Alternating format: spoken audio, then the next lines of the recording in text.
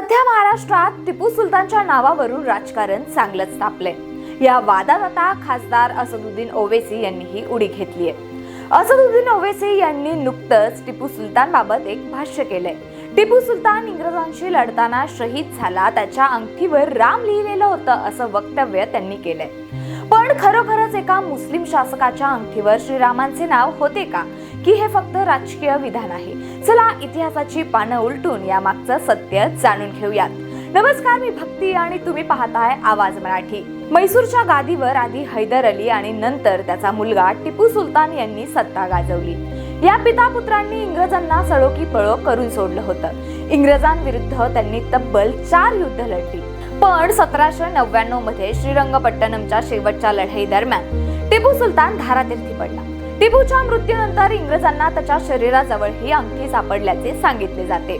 41.2 gram वजनाची ही सोन्याची अंगठी साधी सुधी नव्हती। यावर देवनागरी लिपीत स्पष्टपणे राम असं नाव कोरलेलं होतं। या अंगठीचा प्रवास एखाद्या चित्रपटासारखा आहे।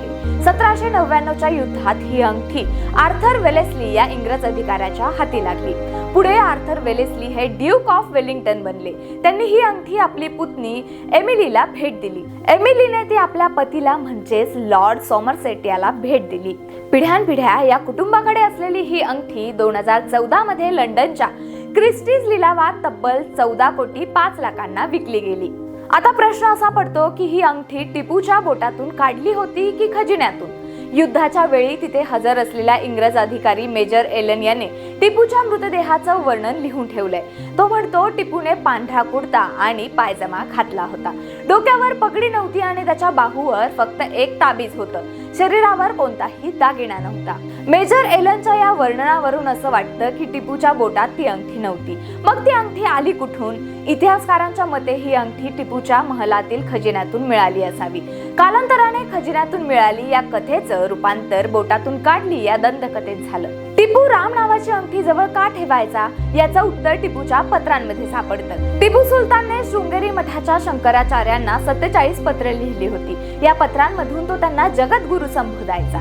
एका पत्रात तर त्याने स्वतःची कुंडली बनवण्याची विनंतीही त्यांना केली होती। 15 नोव्हेंबर 1793च्या एका पत्रात टिपूने मठाकडून मिळालेल्या भेटींचा उल्लेख केलाय। यात कदाचित राम नावाची ही अंगठी असावी, जी गुरूंनी शुभ आशीर्वाद म्हणून टिपूला दिली असेल। टिपूने ती अंगठी आदराने आपल्या खजिन्यात जपून ठेवली असावी। टिपू सुलतान हे व्यक्तिमत्व वादाच्या भोवऱ्यात असलं तरी या अंगठीचा इतिहास हे सिद्ध करतो की त्या काळात राजकारण आणि धर्म या पलीकडे जाऊन राज्यकर्ते आणि धार्मिक संस्थांमध्ये देवाणघेवाण होत असे। आज टिपू सुलतानच्या नावावर राजकारण तापलेलं असलं तरीही राम नावाची अंगठी आजही लंडनमध्ये एका अज्ञात खरेदीदाराकडे आहे, जी एका वेगळ्याच इतिहासाची साक्ष देते। यावर तुम्हाला काय वाटतं आम्हाला कमेंट्स मध्ये नक्की सांगा।